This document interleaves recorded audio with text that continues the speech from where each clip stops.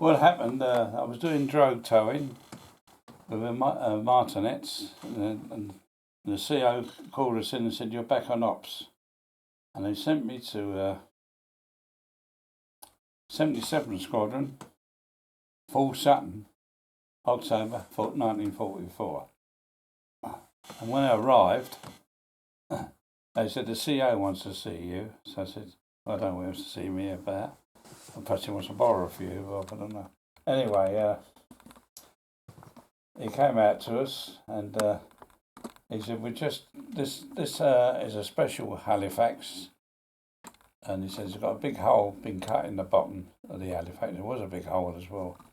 It was a .5. And they put a sort of a, I don't know how they expected me to sit on that bloody seat all those hours. And it's a manual .5. And he said, if a night fighter comes up underneath, you'll be able to spot it and protect the aircraft. So I said, all right, fair enough. But the strange thing was, it wasn't on a night bombing trip. They sent me on a day trip to Duisburg. And I've never seen no fighters come up and they come back, but the crew was complaining terrible about the hole in the aircraft when the cold air coming through. Anyway, on the 22nd of the 1044, I went up again in this Halifax with a .5 and done a little bit of air firing with it. And I come down, I said, I don't think it's going to be very successful because it's too bloody cold. So the CO said, "I don't know what to do with you then, we don't need any gunners here." And they posted me to 462 Squadron at Driffield, Australian Squadron. And there I started my, on the 29th of the 10th, 29th of the 10th, where was I there? Yeah, I was 22nd, I was at Full Sutton. On the 29th of the 10th, I was on ops in 462 Squadron, Driffield, 1942. The pilot apparently had been shot down over France, and he made his, because it was occupied by the British troops then, and he managed to get back to England, and of course he was looking for a new crew, and I joined him. And believe it or not, as a mid-upper. I don't know why they put me as a mid-upper. Anyway, they put me as a mid-upper, and we went to Happy Valley, a place called Doomberg. It was a daylight on Doomberg. It's just outside the Happy Valley. On the following day, we went to Cologne, Operations Cologne. That was a night time, and I couldn't see him. I was beginning to find it was getting a bit easier. The ops were getting easier. The flak was just as bad, but the fighters didn't seem to such a pest like they used to be. And the thing was, every trip I went on my second tour, near enough nearly every one was to Happy Valley.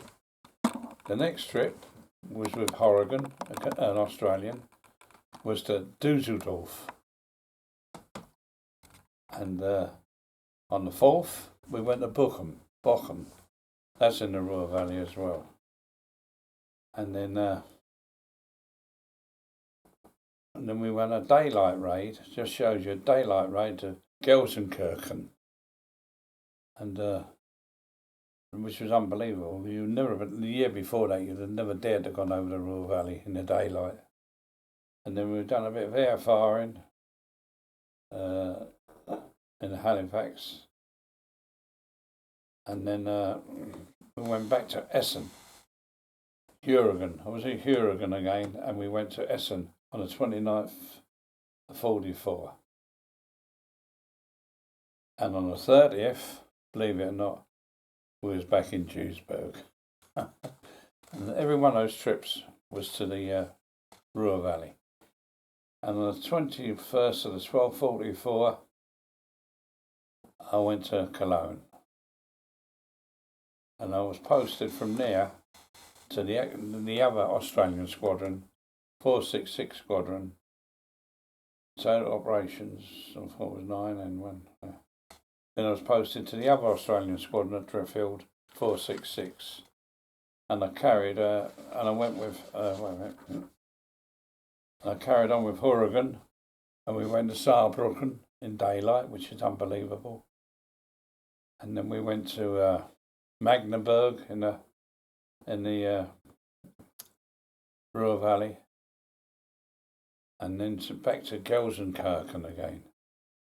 There's a mid-upper in Halifax. But I found that things were a bit easier in the second tour. Well, it wasn't really, because we were still losing a hell of a load of bloody aircraft, but it seemed to be a bit lighter. And then on the second 45, I went to WWII. It's another almost out of page here.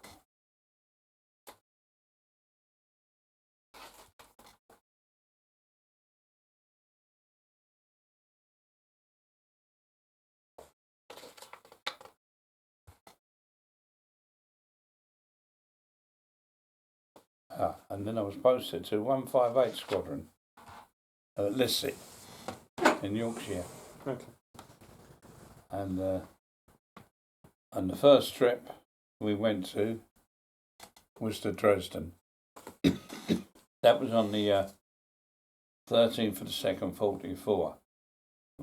We never actually bombed Dresden. We bombed the place just outside Dresden called Bohlen, or Holem, or Bohlem, I don't know, Bohlen.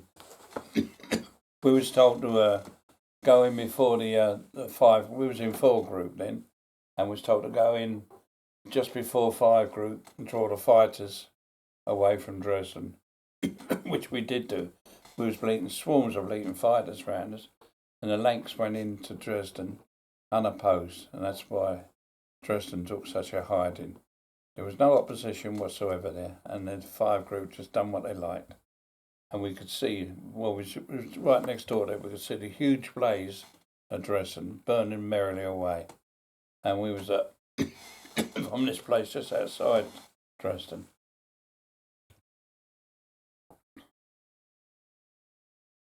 We landed, we had trouble. I think we got hit that night, and we landed back at Manston for a couple of hours. Then we went to, funny enough, I started flying with a Canadian. A Canadian named Cooperman. And strangely enough, that was back in the Ruhr Valley again, Resholm. And then the following day, I was with Cooperman and was bombing a place called Worms in the Ruhr Valley. And I always remember to this day, this Canadian, there was a Jewish bloke, and he had left Germany with his parents before the war. And he was a flying officer in the Canadian Air Force. And as we approached Worms, he said, "Chaps," he said, "this is where I was born." He said, "Now I'm going to bomb the bastards." And the exact words he said. And we did. We went and bombed it. And then next thing we knew, and on the 23rd of the 2nd, we went to Essen again. And times I went to Essen. And the following day, on the 24th of the 2nd, I went back to the Ruhr Valley and done a place called Carmen. And then the following, on the 27th, it was our last trip of the war, we went to Mainz. And most of those trips were in the Ruhr Valley. And unscathed, unbelievable. Because the war finished soon after that, didn't it? 27th to 2nd.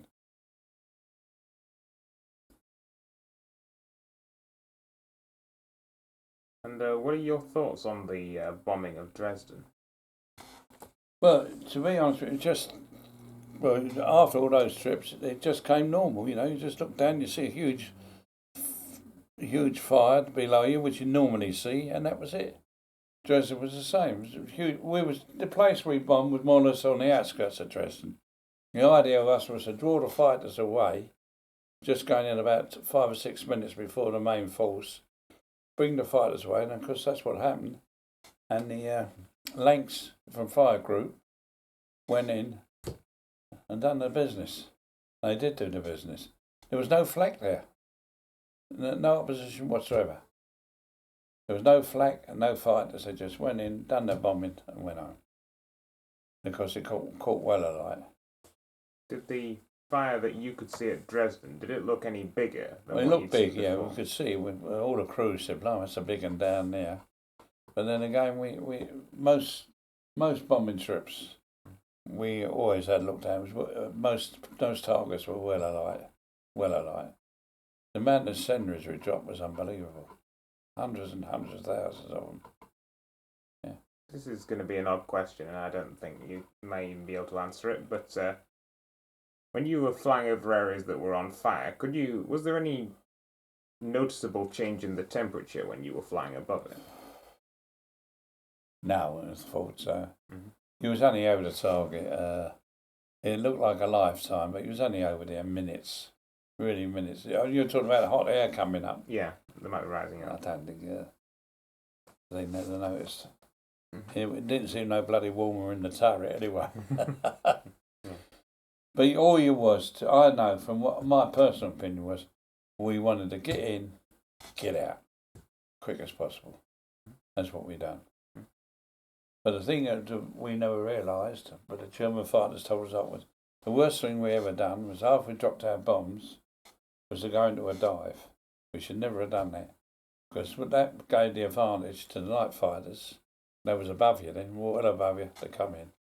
What we should have done was kept us the same height going out of the target. But we all used to dive to pick up speed to get away from the target. Yeah. But you used to see on the way home, you always see bombers blowing up in the sky all the time. Yeah.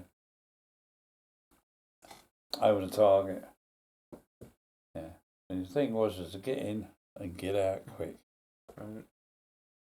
How do you feel about Churchill's decision when he ordered the bombing of the cities?